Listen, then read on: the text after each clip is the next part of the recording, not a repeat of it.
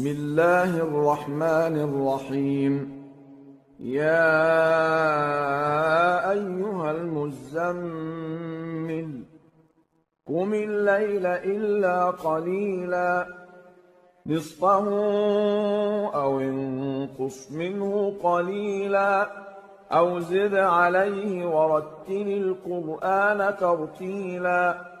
إنا سنلقي عليك قولا ثقيلا إن ناشئة الليل هي أشد وطئا وأقوم قيلا إن لك في النهار سبحا طويلا واذكر اسم ربك وتبتل إليه تبتيلا رب المشرق والمغرب لا إله إلا هو فاتخذه وكيلا واصبر على ما يقولون واهجرهم هجرا جميلا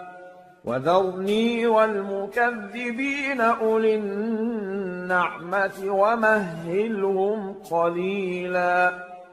إن لدينا أنكالا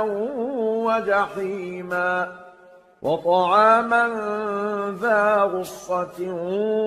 وعذابا أليما يوم ترجف الأرض والجبال وكانت الجبال كثيبا مهيلا إنا أرسلنا إليكم رسولا شاهدا عليكم كما أرسلنا إلى فرعون رسولا فعصى فرعون الرسول فأخذناه أخذا وبيلا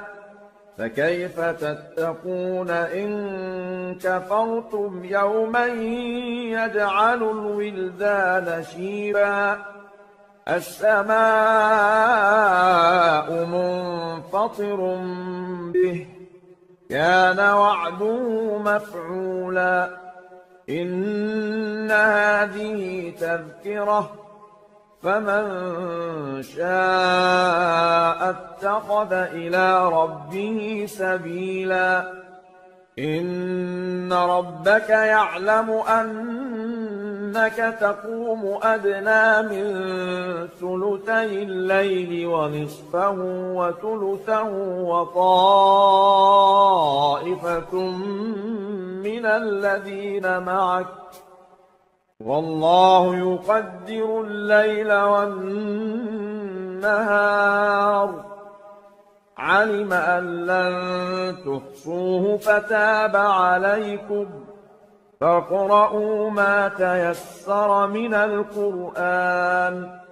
علم أن سيكون منكم مرضى وآخرون يضربون في الأرض يبتغون من فضل الله وآخرون يقاتلون في سبيل الله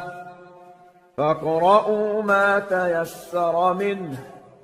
وأقيموا الصلاة وآتوا الزكاة وأقرضوا الله قرضا حسنا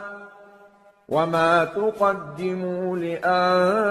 لأنفسكم من خير تجدوه عند الله هو خيرا وأعظم أجرا واستغفروا الله إن الله غفور رحيم.